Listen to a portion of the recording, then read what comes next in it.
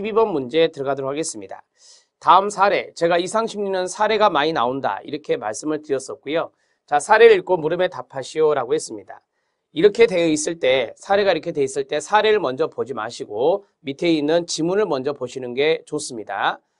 자, 검사 점수로 예상되는 임상적인 행동은 무엇이냐 라고 했고요. 그 다음에 감별 진단이 꼭 나오죠. 보면 어떠한 진단과 서로 구별이 될 것이냐 이런 것들을 우리가 감별 진단이다 이렇게 이야기를 합니다.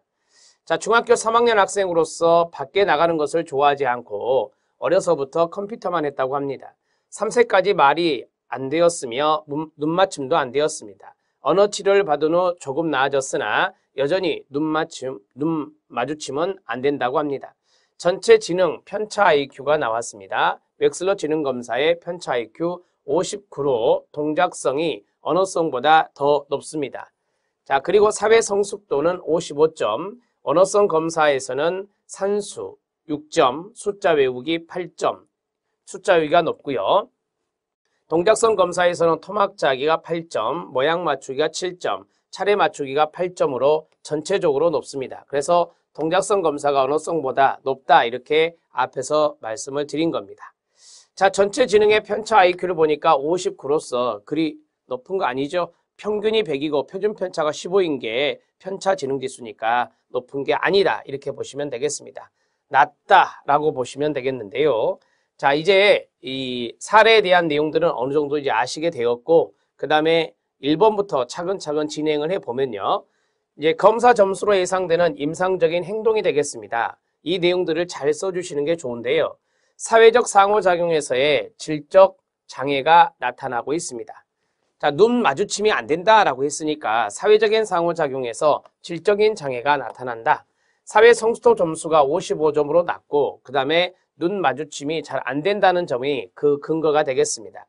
의사소통에서의 질적 작용이 있습니다.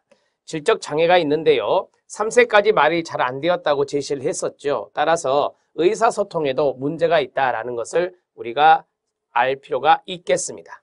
자, 컴퓨터와 같은 특정 영역에서 반복적이며 상동증적인 양상을 보이고 있습니다.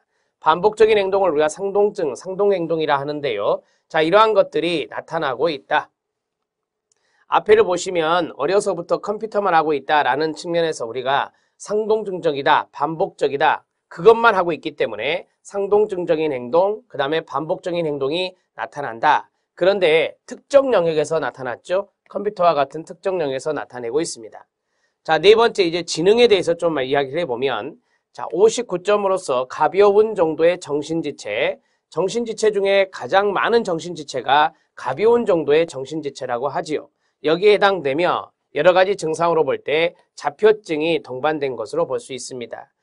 자폐 증상이 나타나고 있다. 상동증적인 행동, 그 다음에 사회적인 상호작용에 문제가 있는 거, 의사소통에 문제가 있는 거, 이런 것들이 바로 자폐성 장애에 해당되는 부분들이거든요. 그래서 여러분들이 자폐증이 동반되는 것으로 보인다라고 이제 어느 정도 예측을 해볼 수 있겠습니다. 자, 여기 있는 내용들을 잘 쓰셔야 됩니다.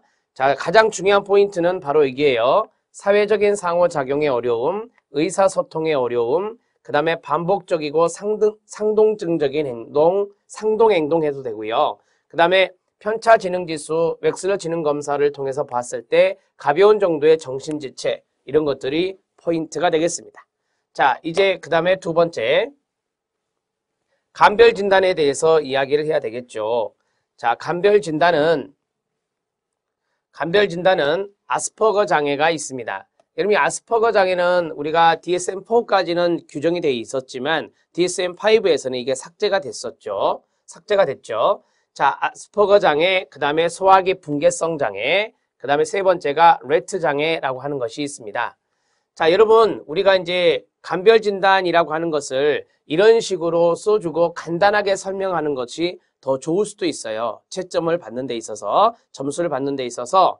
자, 아스퍼거 장애는 사회적 상호작용에 심한 곤란이 나타나고 기이한 행동을 반복적으로 나타내는 등 자폐증과 유사한 증상을 나타내지만 언어적 발달만은 정상적인 경우를 나타내거든요. 그래서 아스퍼거 장애와는 감별이 돼야 된다라고 하는 겁니다. 아스퍼거 장애는 언어적 발달만큼은 정상적이다라고 하는 거죠. 그런데 앞의 사례에서는 언어적 발달이